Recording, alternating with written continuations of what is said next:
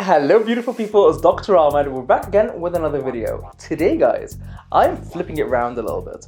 I've always talked about practitioner red and green flags. Today we're going to be talking about patient ones.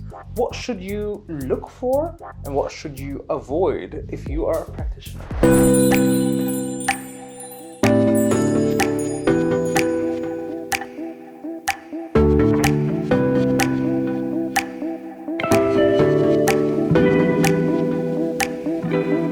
As always guys, before we get started, give us a thumbs up, subscribe, and drop us a little comment. We're going to be working our way up. So we're going to be starting with some of the red flags. This comes on the back of actually a lot of salons or non-medical professionals offering derma filler treatments based on the number of syringes used, i.e. packages. So is it a 3 ml package, is it a 5 ml package, is it a 10 ml package? The way that reputable clinics do it is very different. We offer it based on a bespoke consultation. So when you come into clinic, we will have a lengthy chat, we will talk about all areas of concern, and then we come up with a very personalized plan for you. None of this package chat. One of the red flags that come up sometimes in consultations is when people tick in the consent form, no to everything. But as we're chatting to the patient, things come up. Oh, I'm taking this medication. Oh, I have this allergy. In your consent form, you ticked no. And this is really why it's really important to go through that consent form with the patient just to double check if you're not missing anything. Sometimes patients are not aware that certain things in their medical history can actually cause disastrous outcome when it comes to treatment. And this is why it's really important to make sure nothing is off that consent form. Unrealistic expectations is probably going to be written on my tombstone at some stage, because this is insane. A lot of patients come in assuming that with a single treatment, very minimal treatment, they're gonna get a full facelift. Because actually, when they're posting photos, they're applying the Paris filter, they're applying this filter, that filter, and they're completely changing the way that they look. So when they come in for consultation or for treatment, they assume they only need the teeniest little bit of a little something to achieve the results from that filter. And that's just not the reality. That's why it's really important for your doctor to have a very frank conversation with yourself about expectations from your treatment. Because ultimately, getting, a mill in your lips is not going to sharpen your jawline, lift your cheeks, and smooth your forehead. That's just not realistic. And if your doctor does not have these conversations with you before the treatment, if they have it after, at that stage it's just an excuse. So it's why it's very important to have it before a treatment.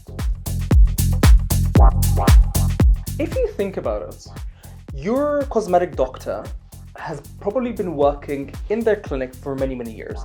They've got a long list of patients, existing patients and new patients. And this is why we're booked, busy and blessed. So ultimately, we do not need to offer all these discounts to get patients through the door, because actually the results speak for themselves.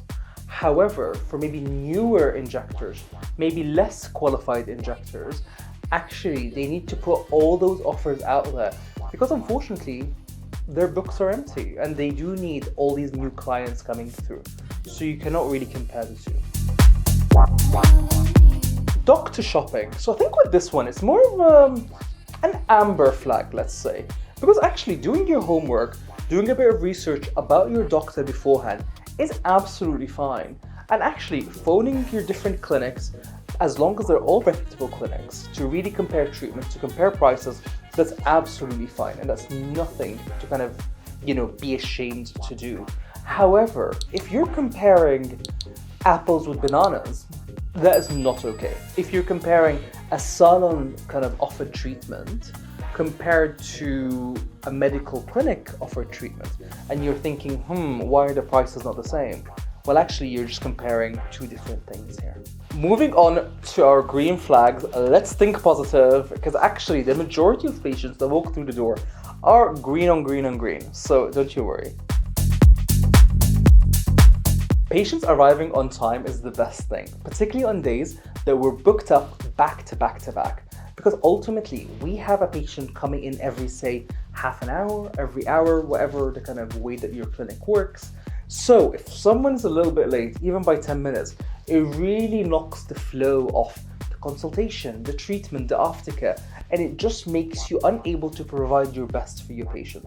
So for the patients that arrive on time, we love you and thank you for that.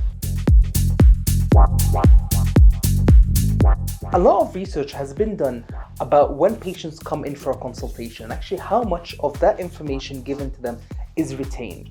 And I do appreciate that actually, even when you're trying your absolute best to listen to your injector or to your doctor, there's actually a lot of information there. So you picking up on even 30-40% of what they're saying is actually really, really good. And it's our job after to send you an email or whatever the way that they do their kind of paperwork in that clinic. We send you information via email, particularly in my clinic, to kind of tell you what the aftercare like and what to expect after your treatment. Talking about aftercare, I can give you so much information when it comes to aftercare, but actually it's your job to go home and do it. So for the patients that get the best outcomes from their treatments, they're the ones that actually follow things that I said down to a T.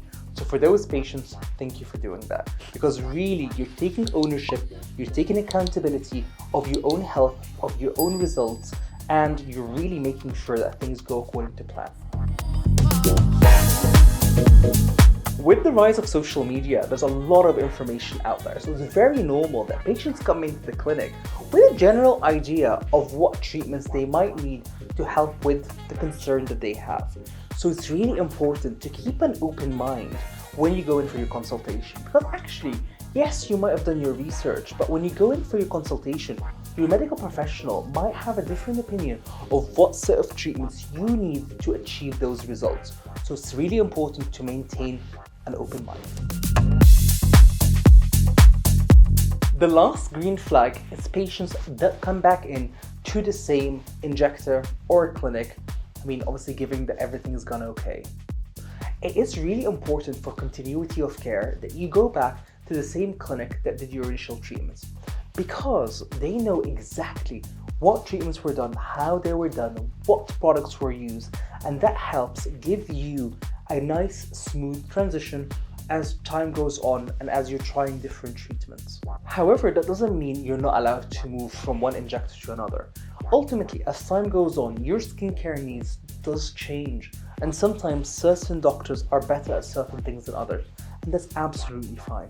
But it's really important that you take your medical records or know generally what was done historically when you go to a new injector, just to make things nice and smooth for us. Hopefully you guys enjoyed today's video. If you did, please give us a thumbs up, subscribe, or if you've got any other green red flags, put them in the comments down below. And as always, please follow all my other social media channels linked down below, i.e. certain number of syringes that could be 3 ml, 4 ml,